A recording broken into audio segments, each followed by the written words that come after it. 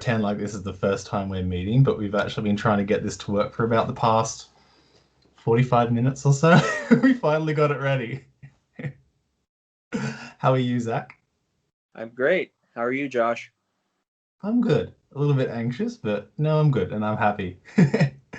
So, so for those of you who don't know, my name's Joshua. I'm from Australia, and I'm talking with my friend Zachary Phelps-Roper, who's in the United States of America. Um, so for those of you who don't know, I'm wondering if maybe Zach, you could introduce yourself and give a little bit of your backstory to those who don't know about you. Certainly. Yeah, so my name is Zach Phelps-Roper. I am 29 years old, and I am a former member of the Westboro Baptist Church of Topeka, Kansas, in the United States of America. It's referred to by a lot of people as a cult or a hate group or just these religious extremist sect.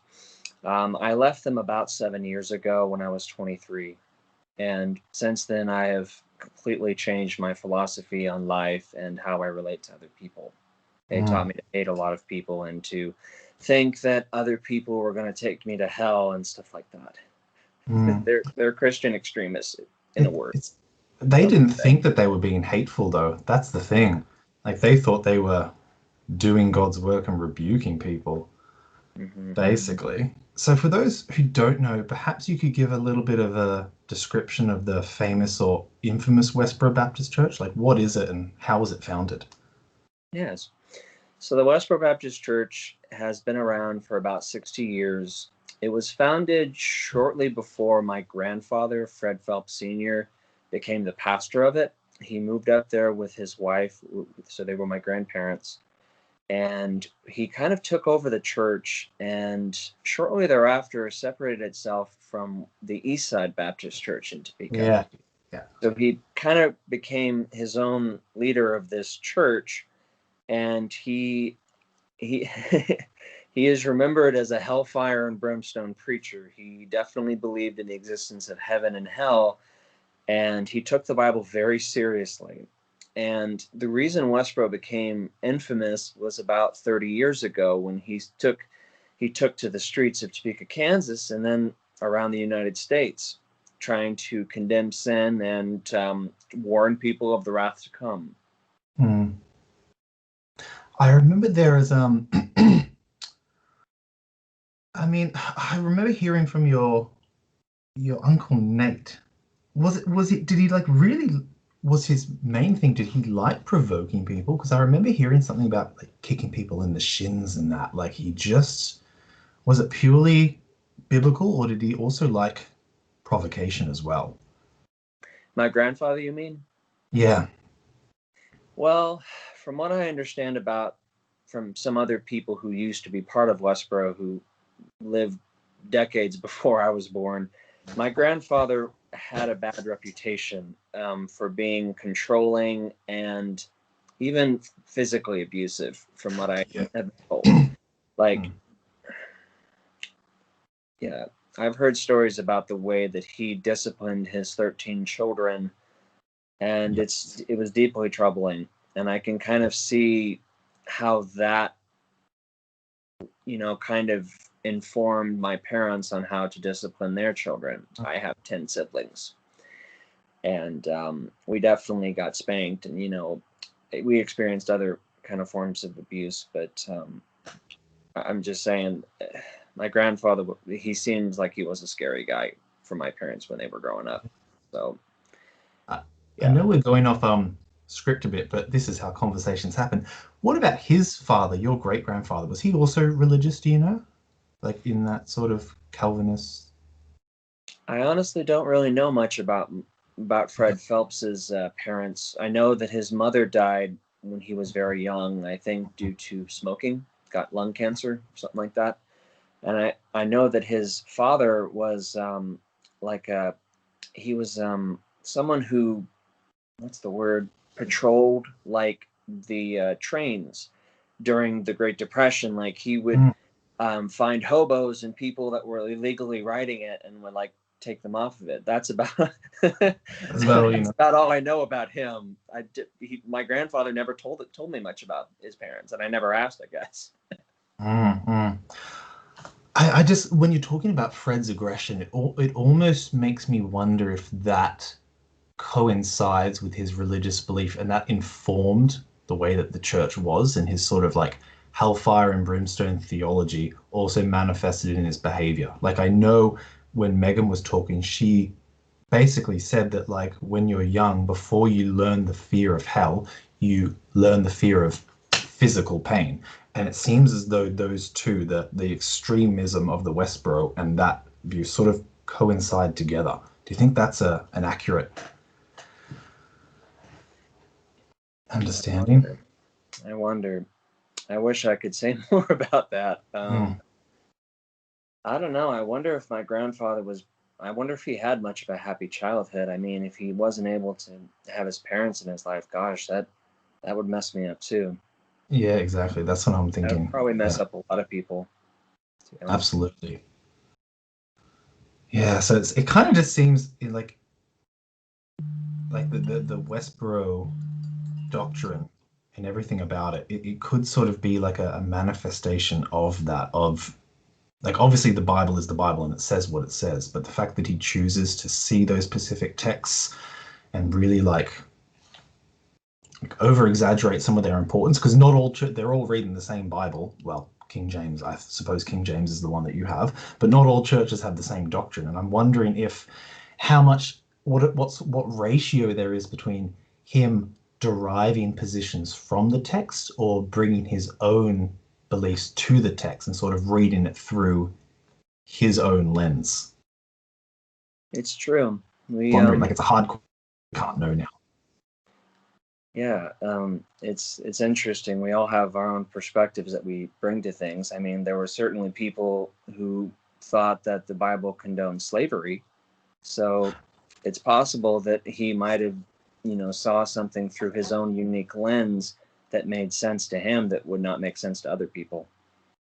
It's hard to say Yeah, exactly why he got stuck on his version of the truth as he sees it, true. but Yeah. um, I do know this about him. I know that he was about 16 years old when he was ordained a minister. If I I've read remember that as well, correctly, actually. That's incredible. I think that I read that in Lauren Drain's book, I haven't read that one. Vanished. Yeah, I think she said he was in like, I think he was in Utah, perhaps. He was on like in a river or something like that, and he was ordained there. That's if I Mm, remember correctly, but that's how I remember it, anyways. So mm. he was a young That's man. good. And he He was was quite very smart intelligent. as well. He went well in like his maths class as well, something like that, or he. I believe that he had an engineering degree, and he told me that he had an appointment. He was supposed to go to West Point and like join the military, which is also kind of interesting. Mm, Religion and military, although they are very distinct, they're both very disciplined and orderly. They're organized. It's interesting. absolutely. Hmm.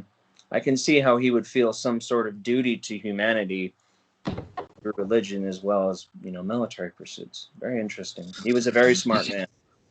Yeah. I mean, that intelligence, I'll admit, it's hard to see when you see them holding like signs out. Like, it seems just a little bit crazy. But like I was surprised when I first found out that he was a lawyer. Like, that was like, I was like, what? Like, it just sort of blew my mind a little bit. I was Yeah. probably like, God, how old am I now? I was probably like 15, 14 when I first heard about Westboro. 26 now, so it's been a long time. Hmm. Yeah. On Yeah. that note, it seems like Fred, another interviewer said this, but it seems like he had like a particular obsession with homosexuality, like specifically gay people. Like, yes, it is mentioned in the Bible, and the Bible doesn't have very nice things to say about it, but it seems as though it's disproportionate. And I'm wondering, is that purely biblical, or is there also some of his lifehood experiences that informed that? And I remember hearing about Gage Park as a potential incipient for that. So I'm wondering what your thoughts are on that. So he would say that he is against homosexuality and that he makes a big deal of that because it's a front burner issue. At least when I was growing up, there was a lot of contention about, like, for instance, gay marriage and things like that in this country. And that's why he would say that he was against it. I don't know if he perhaps had some other personal experiences when he was younger, maybe, that might have led him to that way. I have no idea about his childhood, really. But I will say this, with regards to Gage Park, the beginning of the protests by Westboro was that was sparked because my grandfather was on a bike ride with one of my siblings in Gage Park. And this, I mean, I don't even know if I was born at this time. Maybe I was one, but my grandfather noticed that there was a man trying to solicit my sibling into the bushes. And it was really, that was probably pretty darn creepy and scary for him to see one of his grandchildren like that. And so he initially went to the city council of Topeka and raised a stink about it, to try to get them to do something about what he thought it was homosexuality. But obviously, if an older adult is trying to solicit a child into the bushes, that's not homosexuality. That's pedophilia. That's different in my eyes. There's a big difference between those two outlooks on sexuality, and perhaps he might have gotten those issues mixed together. How old was he at the time that the child, your brother, was it, you said? Yeah, he was about 7 years old. Oh, wow. Okay. Yeah, Jeez, I think so. I was If I expecting remember correctly. 16 or something, or a little bit. No, that. Okay, wow. My goodness. Wait, let me do the math on that real quick. It's all right. Yeah, he would have been about 7 or 8 years old, because he's about 7 years older than me. So, yeah. Did the church think that sort of I remember your mother saying this. I think it was maybe on the Tyra Banks show. Did they think that homosexuality and pedophilia are kind of like one and the same, or? Well, they would say that they're both perversions. I think that they do understand that there's a difference, but they also think that they're not mutually exclusive.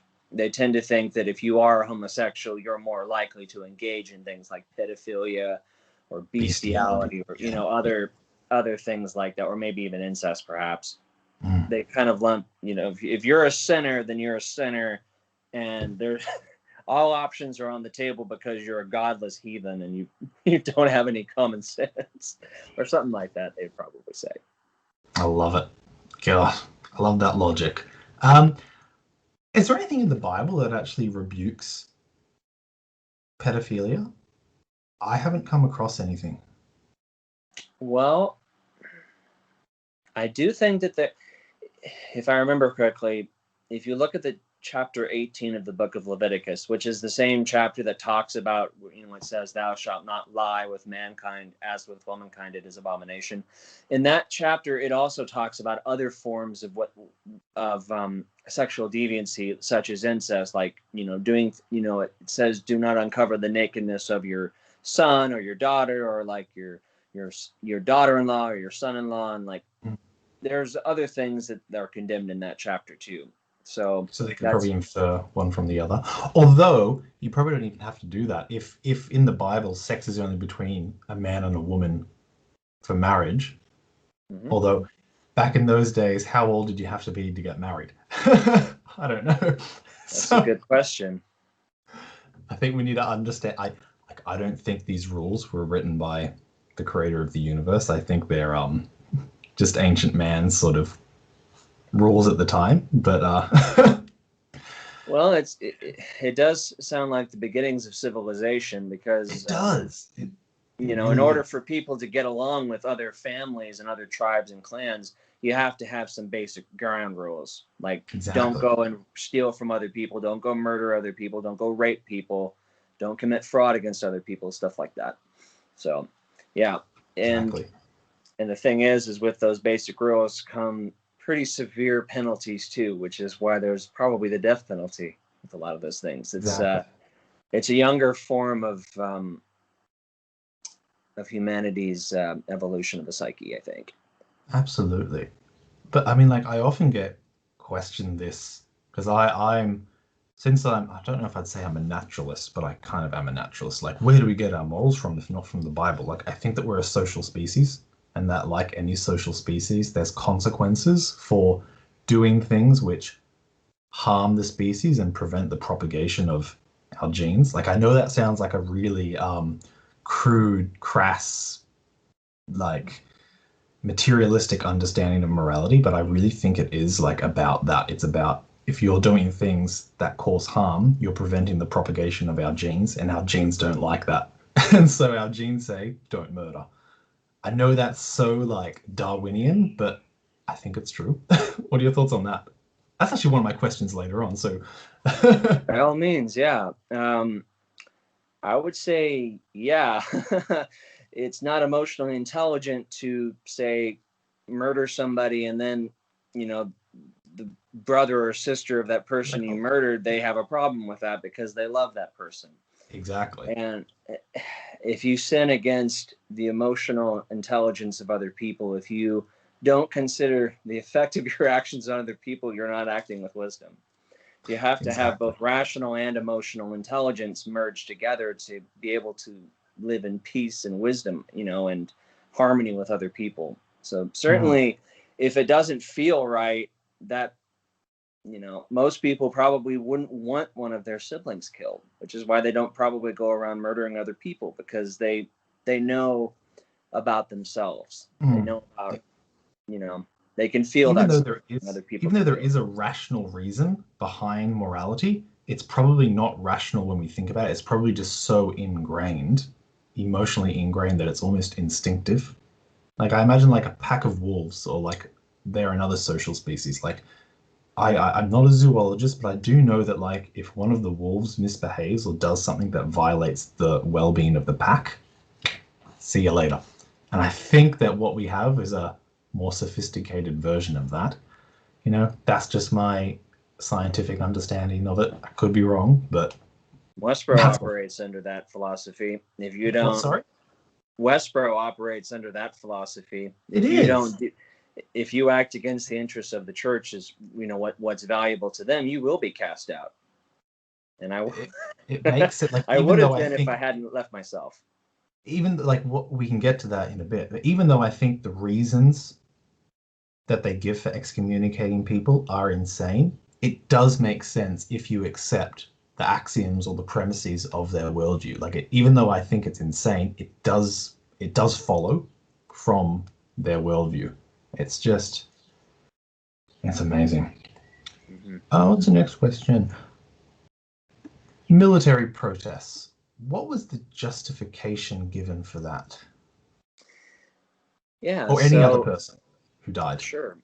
Yeah. So Westboro believed that part of the reason why God started the war in Iraq and Afghanistan was to punish America for its actions towards the church back in 1993. You see, there were a couple of college students at Washburn University, which is only a few miles from Westboro, and a group of these students, set off a improvised explosive device, or an IED, like a homemade bomb, on the what's it called, on the driveway of my parents' house. It was Wow. probably about 50 feet away from where my young baby brother Gabe was at. He was only a few days old when this explosion went off on the driveway, and it did some damage to some of the property, like my parents' van. And apparently, when this, I think it was just the head bomb maker was caught, he only got 15 days in prison, and he didn't have to. That's And he only had to go, or sorry, 15 days in jail or prison, something like that. And he didn't like Westboro felt like that was a miscarriage of justice. I do mhm. too, honestly. I do, yeah. Setting off a bomb on someone's driveway is pretty. Yeah, Westboro compares that to, say, someone who someone who is going to bomb a synagogue. I think maybe in California, somewhere on the So that West makes Coast. sense, that. And that Yeah. person got like 25 years in jail or something, really huge difference in the punishment. Um, So they definitely felt like God was going to punish not just Topeka, Kansas, but the entire country, because not only for that their actions towards Westboro, which they thought was unjust, but also they believe that the United States has become tolerant or accepting of homosexuality, and so God is punishing them by killing their troops. So Jesus.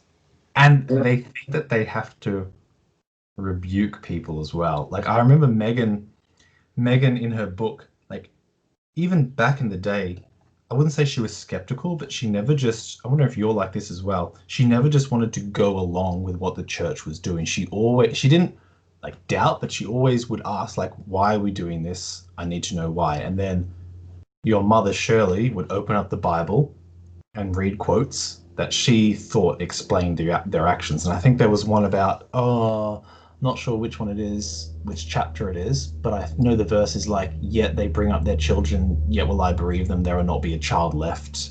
And like, they chose new gods, then there was war at their gates because the war was of God. And it's always like taking these little things out and piecing it together into a narrative. That's accurate? that sounds very accurate, to be honest, Dan. Yeah. Sorry, Mhm. you go. Oh, well, they do piece together, of course, scriptures to support their worldview. They do believe that they are loving their neighbor by rebuking their neighbors when they sin. They think that they are literally trying to save people from the fires of hell, or at least that's what they would say. They also paradoxically believe that their actions have no effect on God. Exactly. That's what I was going to say. Like, it doesn't make any. And didn't they even pray that God would preserve people in their sin? So that they Like, could go to hell and be punished. Yeah, so that's going out to the streets to tell people that if you don't change, you're going to hell. But we also don't want you to change. Okay. I like it. I pretty really, that's great. paradoxical, to be honest. it's I'm not sure if I'm going to say it's cognitive dissonance. It's just a contradictory worldview. Mm-hmm. It's just like my brain sort of, hmm, Calvinism, eh? Um, and that stopped, didn't it? The it's no longer taking place. Was it specifically because of what happened during the Snyder versus Phelps defamation case, or was it something else? Oh, you're asking what stopped the military protests? Yeah. Honestly, I think it was because it, I've watched their picket schedule fairly closely over the years since I left, and it seems that my grandfather's passing might have had something to do with that. Perhaps they might have experienced death for the first time, I guess, in some Mm. real way for someone that they loved and cared about. Maybe that's what shocked them out of doing it, because honestly, I haven't seen a funeral protest, not just soldiers, but for anyone in quite some time. Not since I've left Westboro. Mm. That So was actually my next question, actually, because it seems as though there's been a toning down of the message in recent years, and I think it has to do with Fred Phelps' death, but I think it could be a multiplicity of factors. So, what are your thoughts on that? could be a bunch of different things. My grandfather definitely brought a certain charisma and fervor to the pulpit, and I can still YouTube videos of him and hear him yelling, "You're gonna eat your babies" and things like that. That's my favorite one, actually. And like, I don't know. I don't think that anyone quite had the same level of that fiery vigor as he did. Not even So your mother. I don't think She she said ever some gets that batshit across crazy stuff. Man, I don't know. It could be a variety of things. It might have just been my grandfather. Who knows exactly why people change when they change, but they definitely seem to have quieted down quite a bit. I don't Yeah. see as many of the protests around the country. It's mostly limited to Kansas, and I think that was before the COVID pandemic hit earlier Your this year. mother, she seems a bit humbled now. I'm not sure if that's the right word. She seems like a little bit like there's not as much zeal, and it almost looks like she doesn't believe it as strongly. I know she still says she believes, but it just doesn't seem like she's as convinced that. Like, you need to understand, they thought that this is another one of my questions that I had later on. They thought that Barack Obama was the Antichrist and that the world was going to end and that Jesus was going to return and they were going to ascend. Fred Phelps probably believed that. Didn't happen, hasn't happened, won't ever happen. Do you think there's been a bit of disillusionment? That's a very good point, brother. I I completely forgot about that. But yeah, a lot of the predictions that my grandfather made did not come to pass. Maybe they thought he was wrong, but they wouldn't probably openly admit that. But yeah, very interesting stuff. My mom certainly has quieted down, I think, though. I saw the third BBC documentary that came out last year, I think. Sad. Yeah, It and was she sad. was just really sad, I think. I wonder if part of that might be just because she lost. Well, I'm not sure if I should tell you that, if I should say that on the air, because I can I'll edit it say out. this: my mom has lost at least 4 children to the Yeah. outside world. So, and well, I'll just leave it at that. I'll just leave it at that. I gotta tell you that would break my heart too if I had to lose, cut ties with some of my children. I would never let that happen. I would never let that happen. I love my children too much. Yeah. I remember towards the end of the documentary, Louis Theroux said that she's a self-created victim from all the hatred she spewed, but Megan didn't agree with that. Megan thought that she's trapped too. Like, she's a victim as well. What are your thoughts on that?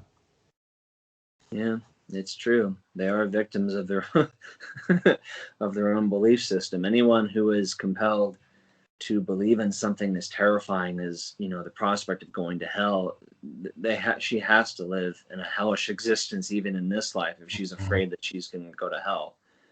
It was a very That's scary. the saying, when you stare into the abyss stares back into you.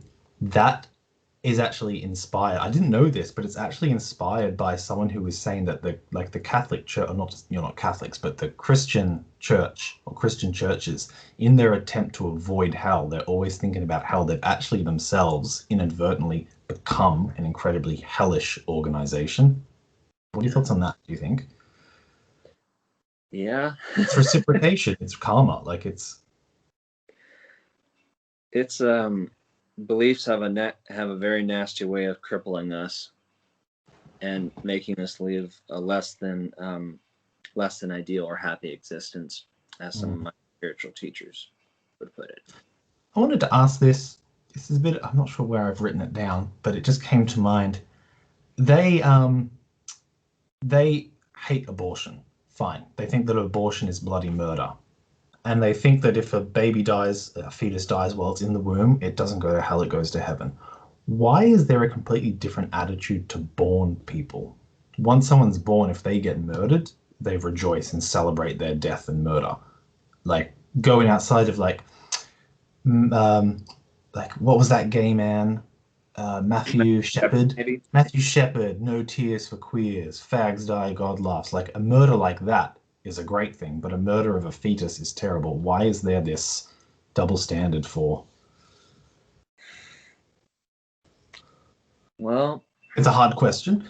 they Like, would. The reason that they justify most of their praise for the bad things that happen to other people is because they believe that you're supposed to be grateful to God for everything that happens.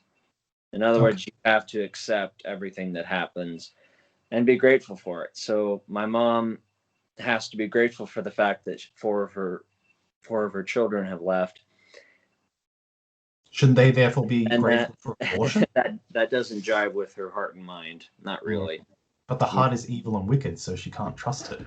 So she says, Exactly. She's in a catch-22. She can't listen to her heart and she can't question her beliefs. mm. So she has a mind that's closed and a heart that's broken, rather than a But mind if and a heart if that. if if everything that happens is God's will, because He's in control, then aren't abortions also God's doing? That's true. But they, well, good question. It's hard. Like, it's They don't justify, of course, abortion. They think that that's evil. But I guess maybe they might say that in some ways, well, here, let me put it through another perspective. So they say that when one of God's people suffers some horrible calamity, like, say, they get a diagnosis of cancer, this is something to be praised, but it's also something to be understood as this is a way of God humbling you, and it's like it's the rod of God, like as though he were your parent spanking you, as opposed to, say, God's rod of iron, which will break you. So they say that when a bad thing happens to one of them, it's God testing you, testing your faith to see if you will serve him, like Job did when he was tested in the book of Job. But they say that when God sends the planes into the World Trade Centers, that is the hand of God punishing them, punishing an evil nation. It all depends on the context. Are you one of God's people or are you not? It's kind of a blurry line. where does an aborted fetus come into that though? Is that a Well, I get what you're saying. It's just I should argue with them, but they don't respond to people to people on their Twitter anymore. Like it just kind of evaporated. yeah. Yeah, that might have happened after Megan left. They're scared. They don't because they don't Oh, want to hear. Because if I like you and I like since we don't believe, we're able to like we can't find problems in our own belief systems. I need someone else to read my paper, my journal article, my science to find a problem in it because I don't read it and say I think that's wrong. I think that everything that I've written is perfect, you know. But we're able to criticize their belief system and their worldview, and we're able to find inconsistencies. Like, what about abortion? Isn't that also God's doing? And like, and it was that like coming across a contradiction that was one of the first little chinks in the chain for Megan. So maybe they're like, don't talk to people on Twitter because they'll deconvert you. could be. Other people are much more likely to find the chinks in their armor than they will because Yeah. they're right. There's no reason to question it. Yeah. Yeah. That's why they won't let me come to a church service or, go visit them. They think that I'm going to just take them to hell with me. That's what they believe. They think I'm a traitor and an infidel and a heretic. So, yeah.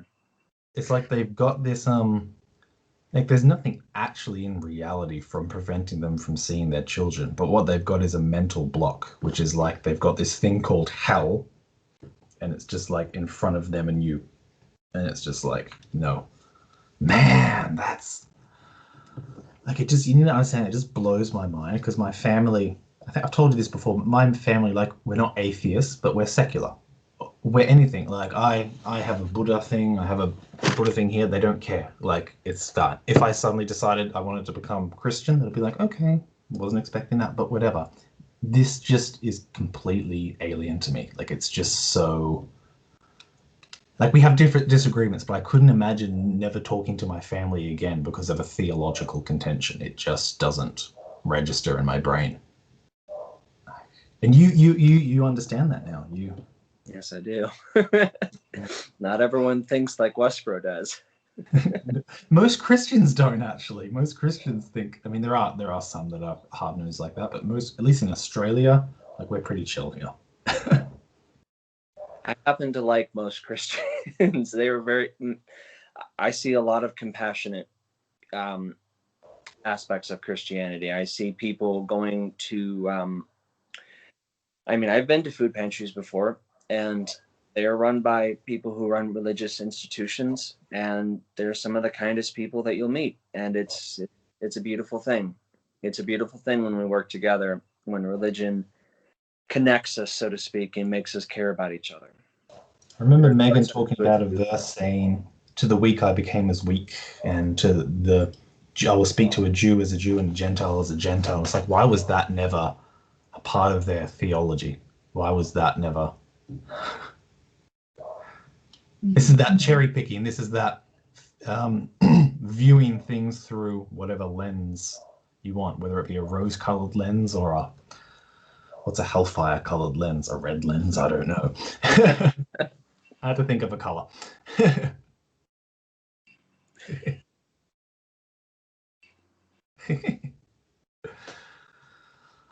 Again, I think that goes back to. I think it goes back to Fred. Like there's one world, but we all see the world differently. Like, how can there be one reality and yet we have 7 billion different worlds, 7 billion different representations in our head of what we think that world is? Again, there's one Bible. Well, there's not really one Bible. It's been chopped and changed a bit. Sorry, it's the unchanged word of God. But then Fred views it through his fire and brimstone lens, and he sees everything like that.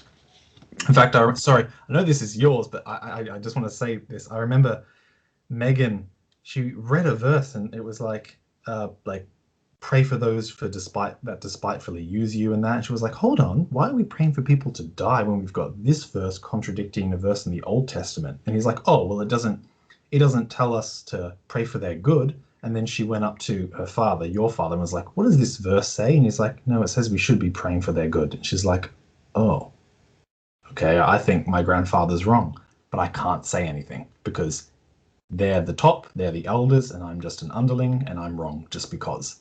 Is that in there as well? Insubordinate. Yeah. It's let's just say I never had a voice at Westboro. I never wanted to be on the receiving end of their wrath, or I don't know what the word is. I don't know. They were kind of intimidating. I was usually a pretty quiet person. Didn't really object during church activities or anything like that. I just kind of trusted everybody knew what they were doing. So, I would have been kicked out at like 5 years old because I was always asking questions. I was the type who was like, hold on, what happens to aliens who haven't heard of Jesus? Or like, what would have happened to a Homo erectus or Neanderthal? Would they go to hell? And they would have like get out. You can't ask this question. Westboro wouldn't even believe that. They would tell you that such predecessors of human beings never existed. We have fossils. We have fossils. Mm-hmm. Yeah, they think the universe is only 6,000 years old. So that's another one of my questions. What are your thoughts? That's my next question. What are your thoughts now on things like evolution and homosexuality? Well, as far as homosexuality goes, anyways, I have no contentions with it. There are other species besides human beings that are homosexual, perhaps even bisexual. It seems to be just it's an aspect of our existence. And certainly I have many friends in the LGBT community who I feel just as much love from as those who are straight. So I have no contentions with any homosexuals anymore. I let go of that conditioning. How long did that take? Yeah. How long did that take?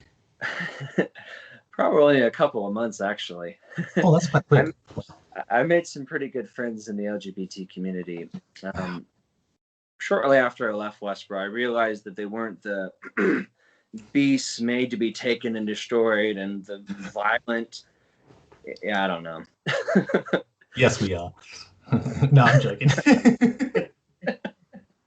For those as far as evolution goes, I'm gay as well, by the way. Yeah. For the viewers. Yeah.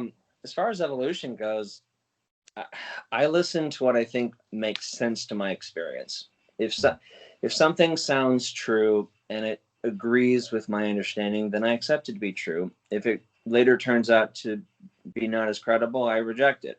You absorb what's useful, you reject what's useless, like Bruce Lee says. You know. I mean, I think the evidence is quite clear that there are not just predecessors, but there were other species of human, not ape, other species of human. We're the only surviving species of human, but there are other. I'm pretty sure the fossil record quite clearly shows that there were other competing species of hominid that we whooped their asses. Really? I think that's one theory. One theory is that we whooped their asses. another theory is that there was interbreeding. Hmm. Because if you think of it, like evolution is not a ladder, it's actually more like divergence and splitting. And some of those splits may not have been too different to be considered different species, but they were slightly different, so they couldn't be seen as the same. So maybe subspecies, so like Homo sapiens, Homo neanderthals, Neanderthalensis, and that there could have been interbreeding so that it just became one. So a bit of a split. I don't know. I'm not an evolutionary biologist, but I think that's one idea. I'm not either. But no, that makes sense. I mean, you have many species of dogs who are able to breed with each other, but they're not exactly the same animal, you know? So, Although, like I think with dogs they're the same species, they're different breeds, but I think the more different they become, the more difficult it is to breed and produce viable offspring. So it's not like a black and white, it's more like a gradient. Like a dachshund or a Great Dane, sorry, breeding with a Chihuahua. Good luck with that. But a Jack Russell and a pit bull, easier, you know? lions and tigers can mate. So, yeah. Liger. Are the Or ligers, liger or tiger. but are they viable What though? is it? Tigon. But do ligers, yes, they can produce, but do they have gametes? Like, can they produce? Yeah, I think I that's right. understand they're sterile. Same as They're like sterile. mules, which is a cross between a horse and a donkey. What would the church? How would the church react to hearing this sort of stuff? Would they just? Well, the Bible does talk about mules, so they must know that they exist. I'm not sure. Well, I Bible know gets biology right. my dad, I think, once said that he does tend to believe in micro, like Evolution, what's the word? Like yeah, so like microevolution. Yeah. yeah, like the evolution of microbes, so to speak. That's what I mean. Like viruses Oh, change, okay. bacteria change, they become resistant to antibiotics. They, I mean, like they do change. It's clear based on their scientific evidence of that.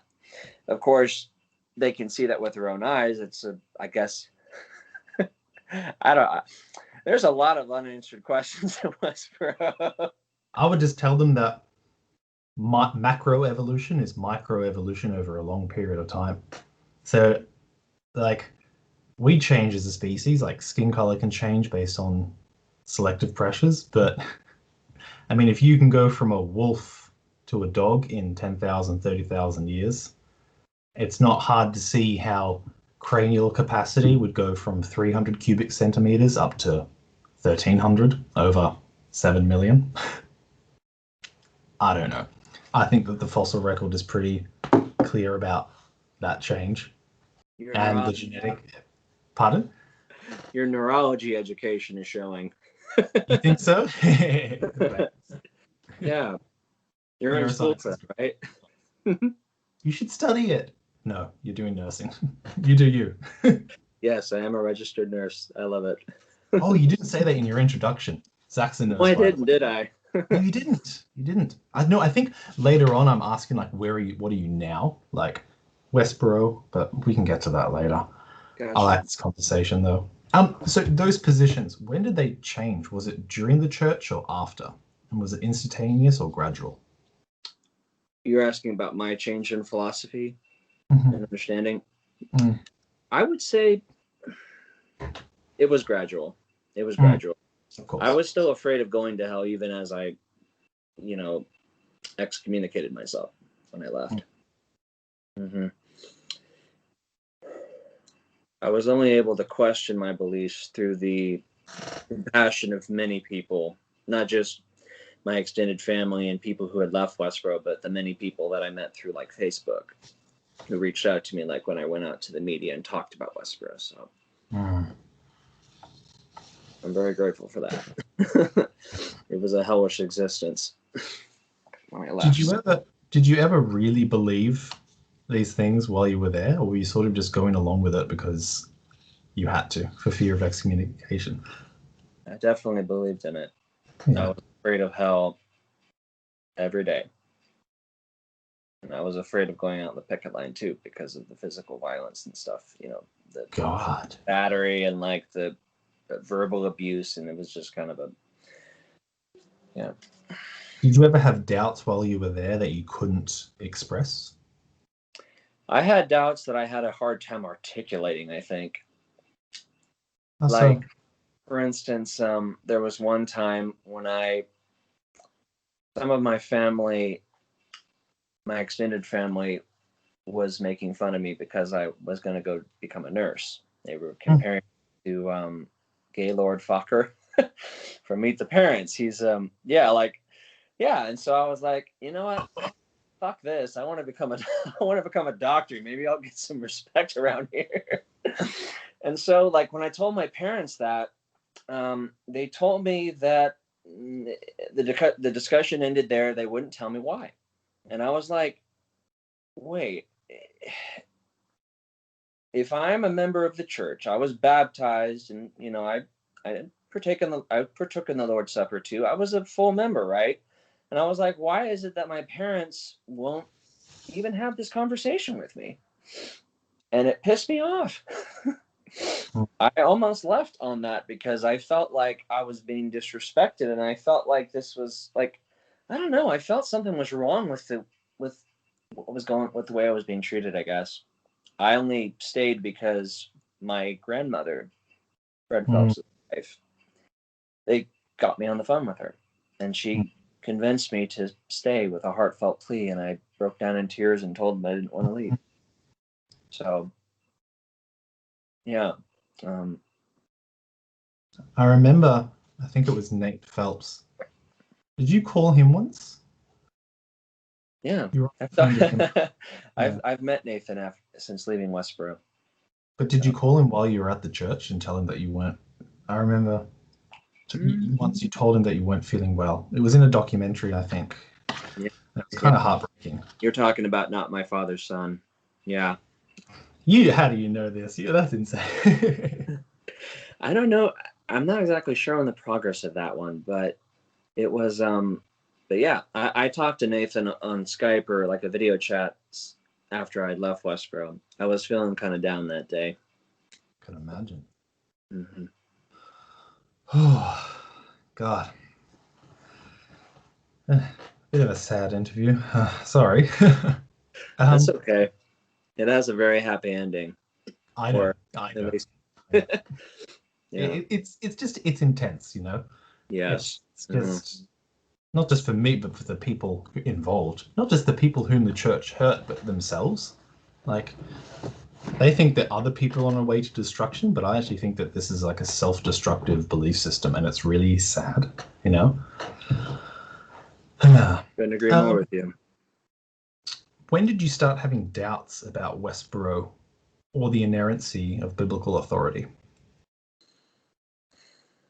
Well, most of the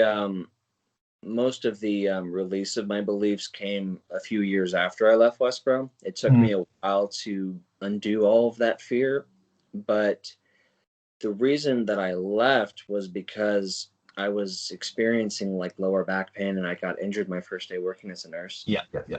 And my parents were not very understanding of they didn't believe me or take me seriously when I said that I felt like, I was in like this severe pain, this really Mm, bad pain from that shoulder injury.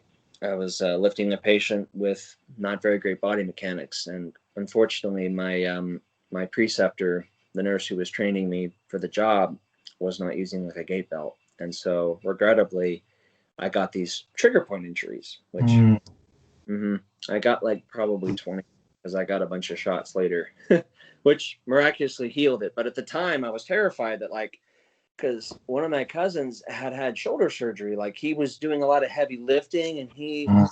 like like his shoulder burst, and he had to have this like terrible like yeah. And I had no idea what the hell was going on, and so I was wanting to find a reason, like a diagnosis or something for myself. So I was looking online and looking at things and questioning what had happened to me and how to fix it. And my dad was saying that I wasn't praying enough, and he questioned Yeah. whether I really was injured or just like trying to get out of doing church service. Like they do remodeling of house on their houses. They have big families, and over the years, I think pretty much every family has gotten a bigger house because of Why this. not get a doctor's? Why not get a doctor's appointment? And he would say he could, because you can feel trigger points. They're like myofascial. You can feel them. Mhm. Like, why didn't that act as confirmatory evidence?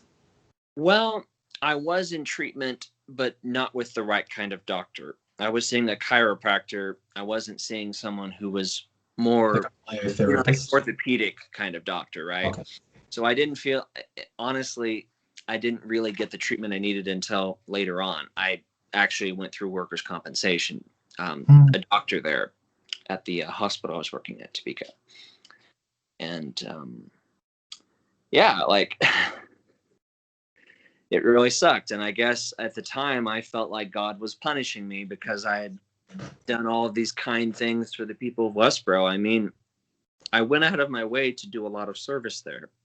I did a lot of things like going, like work crews, like for the house remodeling and stuff, like construction crews.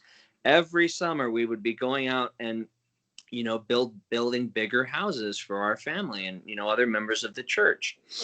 And I just felt like, I don't know, I felt like my parents didn't understand, and it just, I guess it wore down on me quickly because of the physical pain. But I left about 6 weeks, I think 7 weeks after my injury with the shoulders. Um, I asked my dad that night if I could go to the emergency room. It was about 10 o'clock at night, I think, if I remember correctly. And my dad, I guess, had had enough of my complaining and told me to go to bed. And I asked him straight up, "Do you not believe me? Do you think I'm just making this up?" And he said, "Yeah." Both of my parents were Fuck. just like, another kind of interesting aspect of this was I actually asked my parents if I could borrow some of like this. They had a prescription for a muscle, right? I don't know, like cyclobenzaprine or something like that.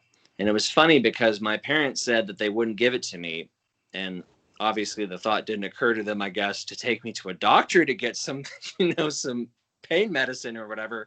Like, to, you know what I mean? Like, I don't feel like we utilized all of the available, avenues for treatment that yeah, But that's interesting because you know, I mean this isn't in order, but that this sort of invokes one of the questions later on.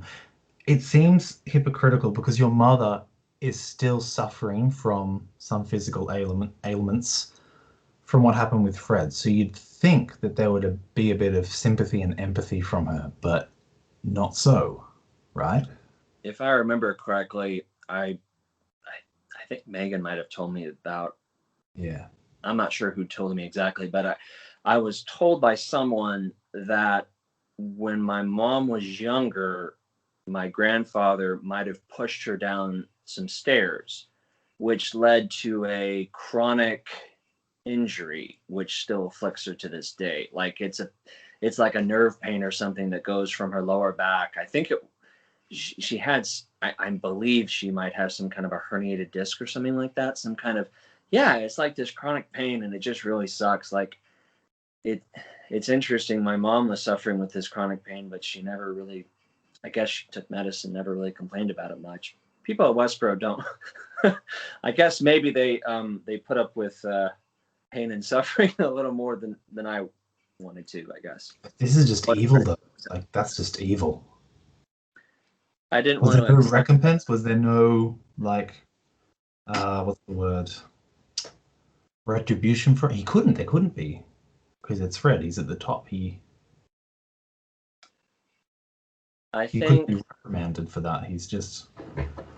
He can reprimand others and punish others, but there's no. I think there came a day when my parents' generation were old enough to stand up to him and tell him to cut it out. I think I, No. but I'm not exactly sure how that happened. But the grandfather that I knew was not like the one that I've been told about by my aunts and uncles that have left Westboro.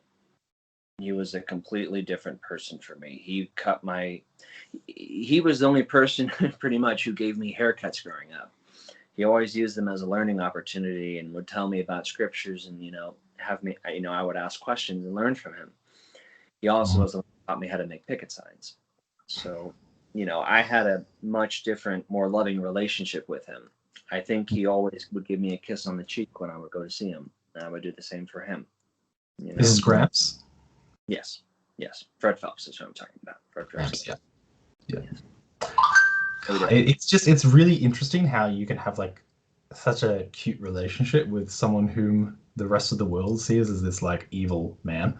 It's this sort of like, it's a side that I don't see and not many other people can see, and it just sort of, yeah, it's odd. Yeah.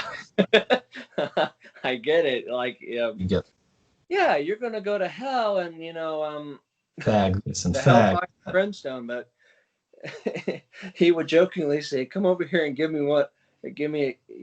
He said, "Come give me a hug or something before I give you one, or else I'll give you one across the lips or something like that." Like he joked about stuff like that, but he was a completely different person. Completely different. Why? Okay, this is a question.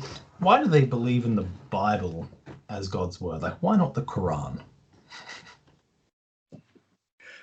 Well, I think it all has to do with who was there in their formative years. Who was the one teaching you, and what did they believe? Because one generation teaches the next, and if they had been born, if my mother had been born in Saudi Arabia, maybe, or like some other part of the world, she would probably believe you know what I mean? Like it's all about, and be absolutely certain of it. And even if you find scientific errors in the Quran or horrible things in the Quran, it's just dismissed. It's just, but they won't. They do that. They'll dismiss. This is what Megan was saying. I think it was the second podcast with Sam Harris. He asked her like a funny sort of question, and she was like, and in a snarky sort of sarcastic way, was like, "Oh, because ours is the real God, and like there's all these errors in the Quran and horrible things. Look at XYZ immoral things in the Quran, but then they ignore XYZ immoral things in their own doctrine. Is that fair? Or they accept it, or they just love it." Your Australian origin is showing. You said Z instead of Z. Shush. Very interesting. I knew you were gonna say something about that. I just knew it. We are a product of our upbringing, of course. So that's where we get our social conditioning from. We would think differently if we were in Saudi Arabia or in India as opposed to, say, Australia or the United States. Which is interesting because I think you and I now, we've sort of taken a bit of an interest into other worldviews. Mm-hmm. So how does that happen?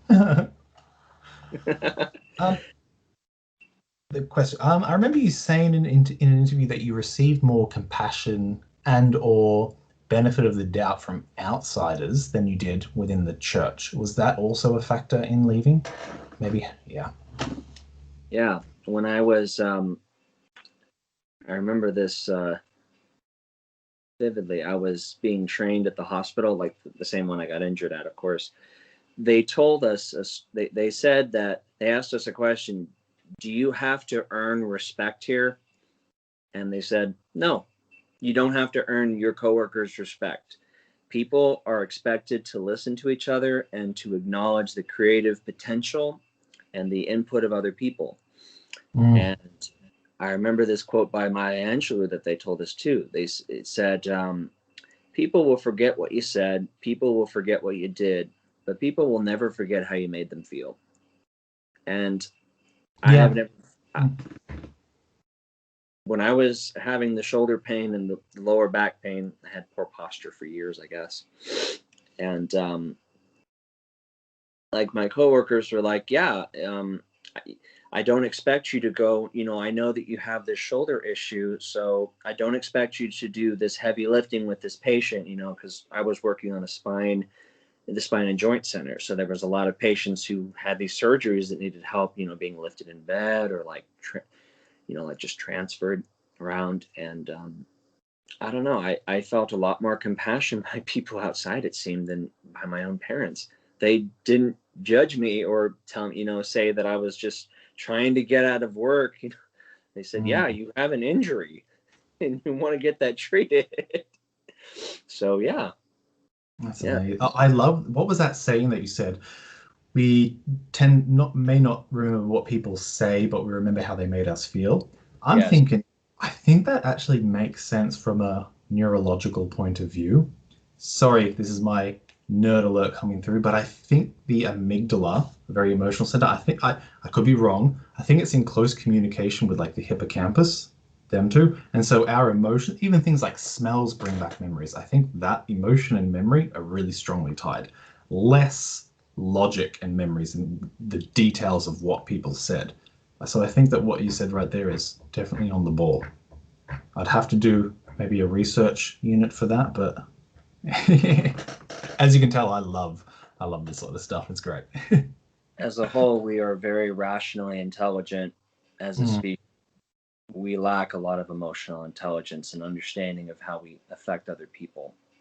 Is that the collective consciousness versus the individual consciousness? Well, it's a bit philosophical, but whatever.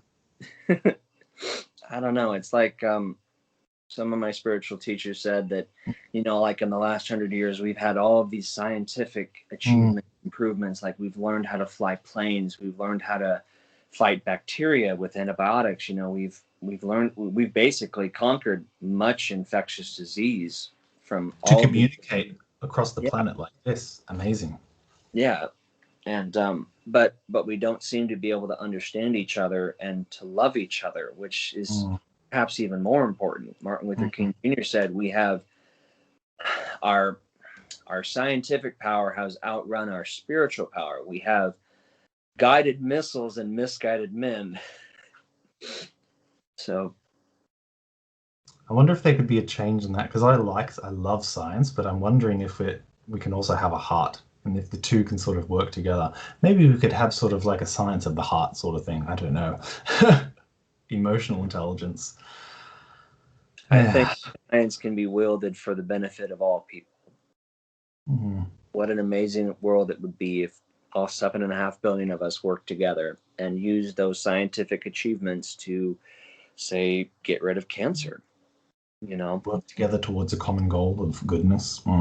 Whatever that good is, I don't know if we ever reach it. I don't know if we ever reach the good, the metaphysical, transcendent concept of the good or truth, but I think it's always like an arms race. That's what I think. Do you think that as well? I think world peace is within our reach. If we fight for it, if we seek to love each other unconditionally and to learn how to appreciate and to just open our hearts to the effects of love. That is the greatest truth that I have ever learned. That people don't necessarily want to hurt you, but they don't necessarily know how to, live their life without stepping on other people's toes. I think we hurt others because we don't want to get hurt first, or maybe because we've been hurt, and so we attack and lash out. You're right. Yeah. About the truth, the highest good and all that stuff. I don't know if I told you this, but I've studied like the teachings of Jesus, the Buddha, Socrates, Confucius, all of these other people that they're often called the masters because they achieve self-mastery, or like the ability to live their life with peace and wisdom and harmony with people around them.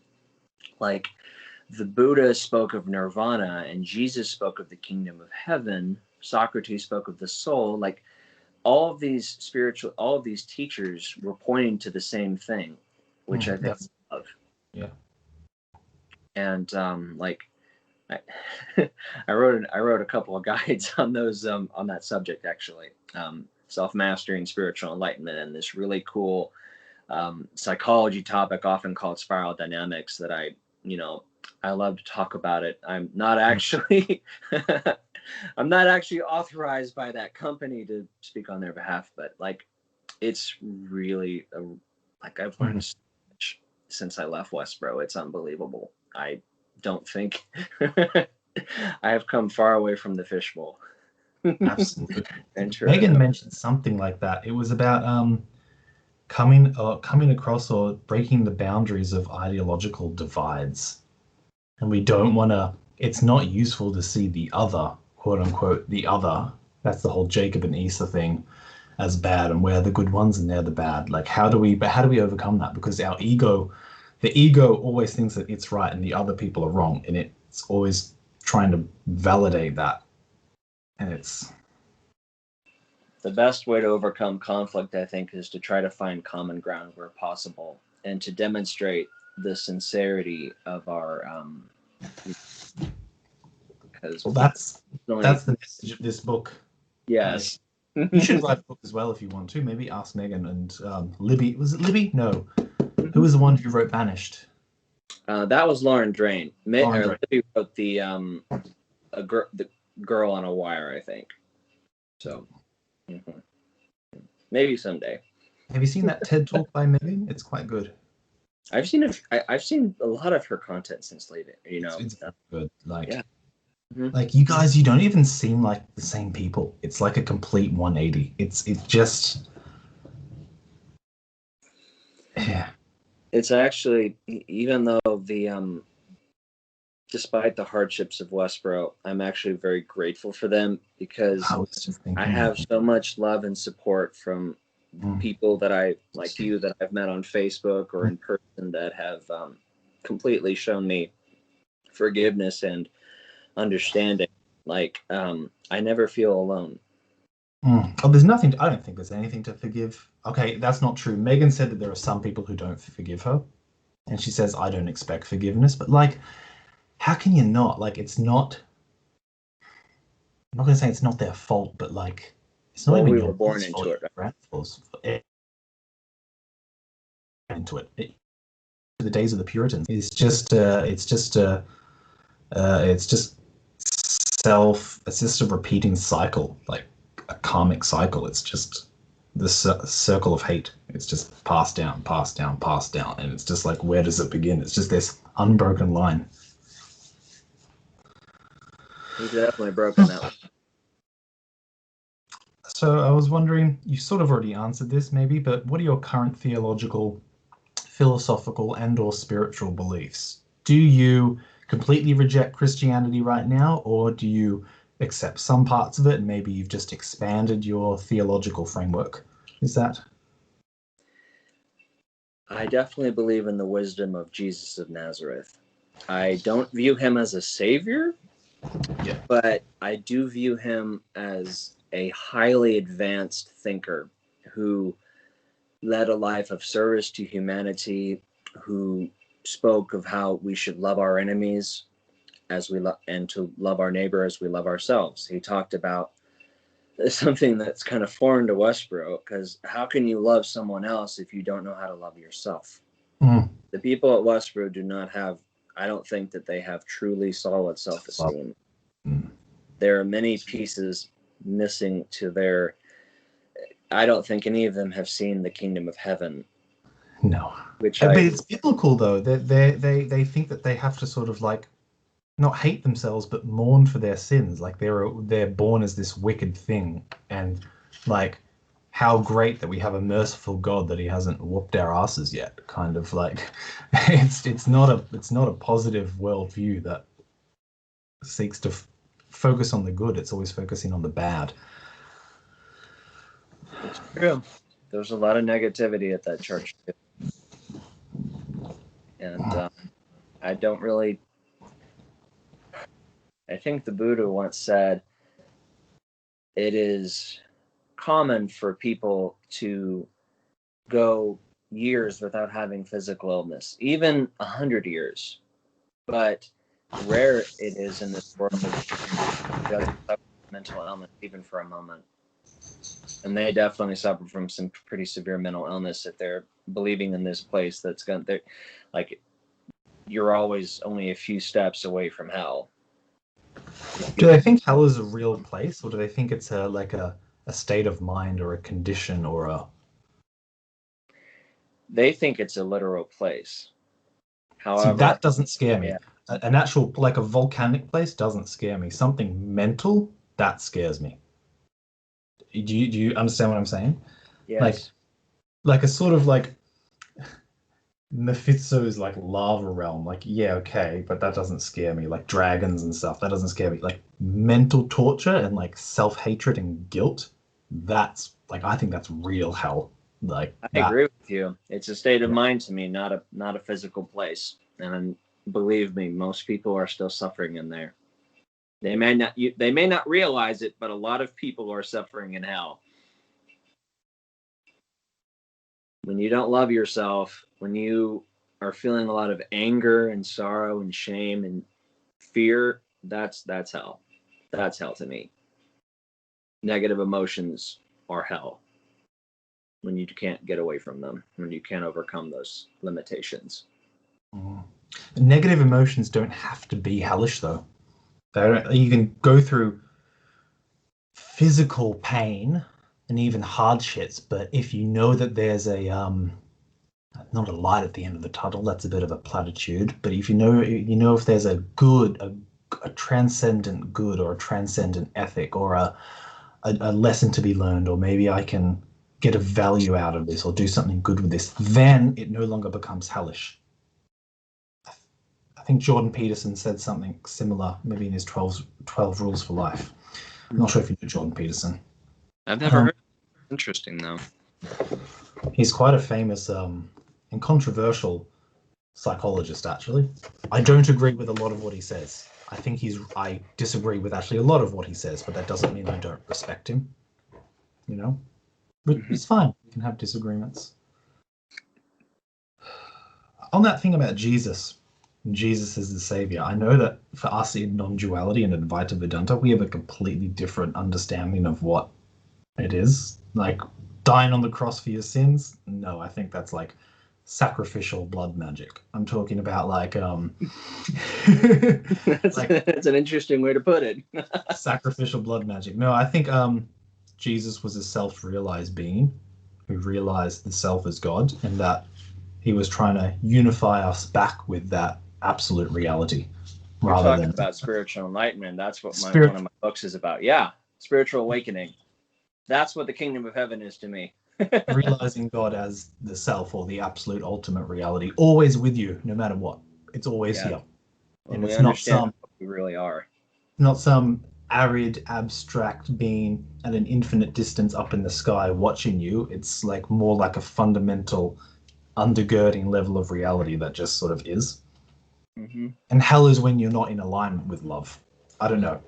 Sorry for I agree talking with about that. spiritual woo-woo right now, but what are your thoughts on that? I agree with you. I think Jesus was an enlightened teacher. He talks about putting off the vesture. Like, I could pull up the quote real quick, but maybe that would be too distracting. Okay. But yeah, there is definitely evidence of him being an enlightened teacher. If you look at like the Gospels of Mary Magdalene and of Thomas, he talks about stuff that's really interesting. It sounds just like the Buddha's Nirvana and all those other masters that I studied. In fact, I was reading not the Bhagavad Gita, maybe it was the end of the Vedas. Mm-hmm. And it was a commentary one, and every time it said something in the Vedas, it would make a link between something and that in the Bible, and it would say, and as the Bible says, I am the Father, or one, or I am that I am. It's not teaching that the actual physical body, the physical person, is God. Like Jesus, the person he didn't have brown long hair, with brownish hair, with a robe and that. No, that's not God. That's the finite form. But the God is like the transcendent, The life force. You could say, yeah. Yes, our deeper self, our real self. Exactly. Most of the viewers are probably not going to know what the hell we're talking. They're not going to know. You can skip this part, but yeah, it's a pretty deep subject that we're going into here. It is, yeah. But we're basically, for those of you who don't know, we're basically trying to cut through all the bullshit in the Bible, like all of the stone this person with stones and all these rules, which we just think are sort of like old Israelite rules, and we're actually trying to get to like the fundamental core of all spiritual religions. Is there a unifying core, or are they fundamentally different? I don't know. I think that there's a core. I think that all of those teachers pointed to the same thing. They called it different names, of course, different experiences. But at the same time, there are difference on the surface level. There are differences between religions that probably are irreconcilable.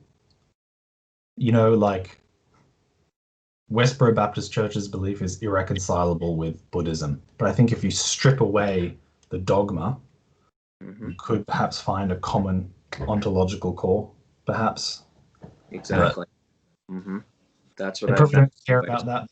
They care about the narcissism of small differences, which is what I think Megan got me onto that quote, which is that we care more about our differences than we do our similarities. Like Westboro would be, they hated other Christians more than anyone else, even other churches who are very much like them on homosexuality. They would just have some women of the church who had cut hair, not short hair, cut hair. Still long, but just cut. And it was like, oh, no, that's unbiblical. You're going to hell. And it's like all these minute little itsy bitsy things, like what type of fabric you can wear and what about this. And it's like you're 99.99% similar. And it's that 0.001% that you're just like, do you think that's right? I like that sound effect. What was that? That one? That's a bird. That's a bird? You have a bird in there? There's birds outside. Well, that's cool, man. Get my camera. Okay, now it's not going to work. I'll show you later. Cool. We have weird birds in Australia, by the way. Have you ever heard of kookaburra? Kookaburra sits on the old gum tree, eating all the gum, something like that. I don't even know that song. No, I know of it, but kookaburras are great.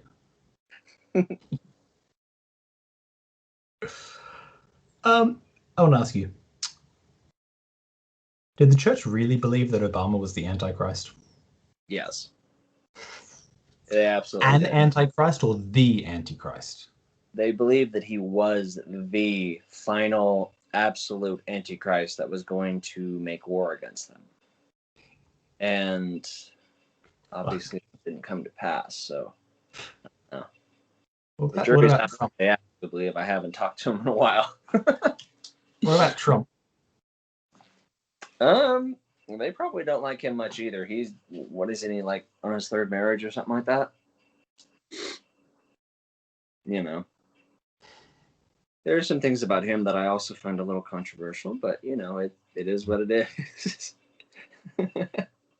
Do you think that Fred Phelps experienced disillusionment when he was on his deathbed in hospice, Jesus not coming to save him? Or do you think he was more disillusioned by the treatment of the church? He was probably more disillusioned by the treatment of the church. He was, if I remember correctly, my sister Megan and Gray went to see him shortly before he passed, and he was somewhat lucid, but he was also kind of losing it quite a bit more at that point because he was close to death. So he wasn't always she couldn't make sense of everything that he was thinking, or you know what I mean. So. On that note, we should probably talk about Fred's excommunication, because you were the one person who witnessed it, actually. And in the interview with come on, brain, Louis Theroux and your mum, she didn't want to say much. There was another girl who left. She's Rachel, part of the Hockenbach family. Yeah, she's totally different now. She's shaved her head. She's got Buddhist things, and he was like, "Oh, this looks very not Westboro." And she's like, "That's the point." She saw it or heard about it, so he called the LGBT family good. Not family, the LGBT equality house across the road. He called them good people. Yes. They operate the Planting Peace charity. It has orphanages around the world and is safe haven for children who are kicked out of their house when they come out as, gay or transgender and stuff like that. So, jeez. Yeah, it was very interesting. That was when my grandfather was ultimately excommunicated because they thought that he had sided with the sodomites, as he would say, or with the Casting homosexual his lot with the community, right? sodomites. That was the Yeah. saying. Yes. Did he? I think I can't remember who said this, but your grandmother, his wife, became a little bit ill, and maybe that triggered a sympathetic, empathetic part of him, and then he began. Do you think that? That's that was what I said before. Originally, when I left Westboro, I wondered if maybe that had something to do with it, but I don't know See, if I pay attention. I pay like attention. maybe he understood that there was suffering outside of the church that was similar to his own. Maybe he had. It's hard to say whether he actually had a change of heart. It's also very possible that he might have he was an old guy. He was about 84. He was 84 years old when he passed away. So, it's very possible that he might have had, like dementia or something like that contributing to him. His actions certainly were based on how I saw him acting and like the things that he was like. I remember him accusing two of his two oldest grandsons of doing something wrong or something malicious to him. Mm. And he demanded that they write him a letter of apology, but they had no idea what the hell he was angry about or why he was offended. And he wouldn't tell. He wouldn't spill the beans. I was at that meeting actually. That's strange. He was doing one of his morning readings in his library at the church building. We would have various members of the church would come and read with him, right? Read the Bible, read scripture. Mm. And he wouldn't talk about it. He wouldn't divulge the information, which leads me to think maybe there was nothing there to divulge. Maybe he was just kind of losing it a little bit. Mm. He was very mentally sharp most of the time. I mean, I remember him, of course, being a hellfire and brimstone preacher, but it's possible he might have been kind of, slipping into that. I mean, my grandfather had Alzheimer's. I'm Mm-hmm. not sure if your grandfather had Alzheimer's or if it was just dementia. Dementia's the umbrella term, but he was a very intelligent man. He played like 5 to 10 different instruments. Like he got me into science. He was also really great at arts and crafts, and he did window painting and tiling. Like in churches how they have the stained glass windows and that. Like he did that sort of stuff. Really intelligent, creative man, and he had a lot of those skills even up until the last moment. But they can still be sharp and intelligent while also in another way lose their touch with reality. Yes, So they're not mutual. It's not mutually exclusive I see in what that you sense. Yeah. Like they still have all their old memories and they can tell you about things that happened in the past, but the formation of new memories is difficult because there's atrophy in the hippocampus. Also, their spatial awareness gets affected because the hippocampus and temporal lobes get affected. So, and they can forget people's names and that, but they could tell you facts about science or facts about astronomy that they learned 50 years ago. So mean. it's. Do you think that is For that? sure, Did you see that? kind of. I think Yeah. they retain a lot of their long-term memories, but not their short-term ones, right? Yeah. Did you see that in Fred? Maybe forgetting or That's very possible. It's very possible. But hey, buddy, I better wrap this up pretty quick. I'm getting kind oh yeah. of We'll do a few last questions. sure. What brings you hope?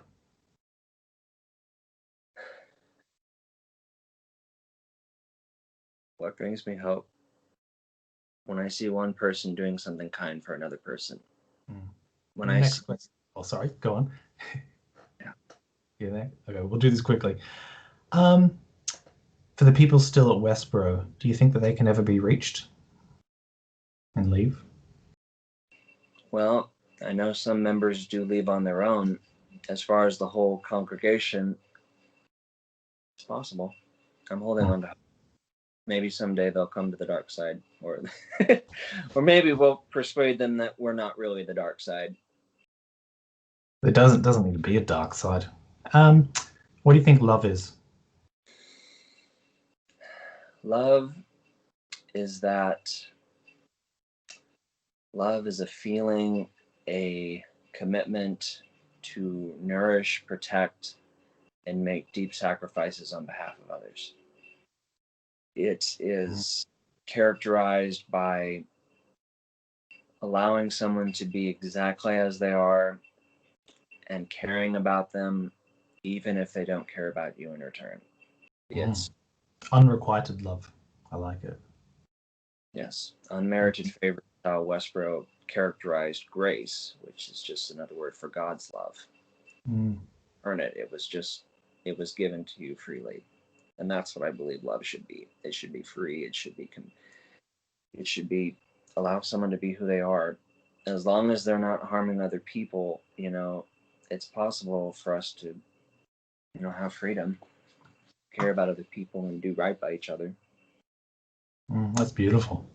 Last question.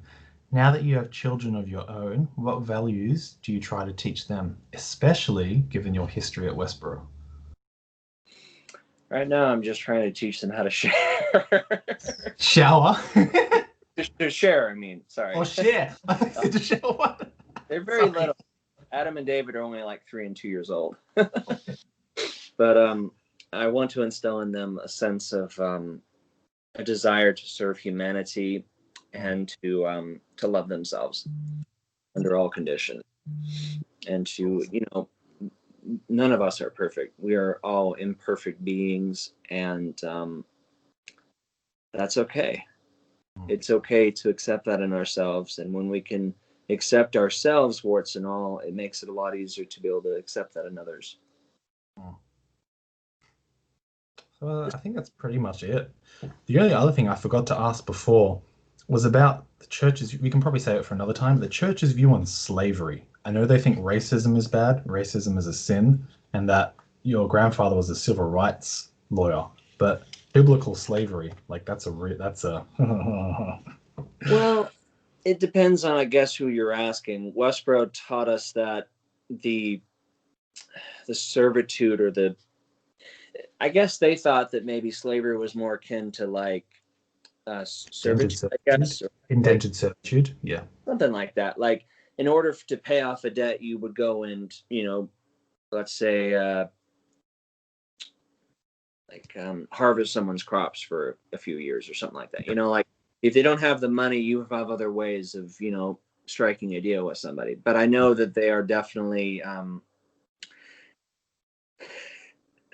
at least in, for the most of them, I would say most of them are against racism. Most of them think that you can be, it doesn't matter what you look like, you can still be one of God's elect because you're a human being and can choose to put his love on any living being that he wants.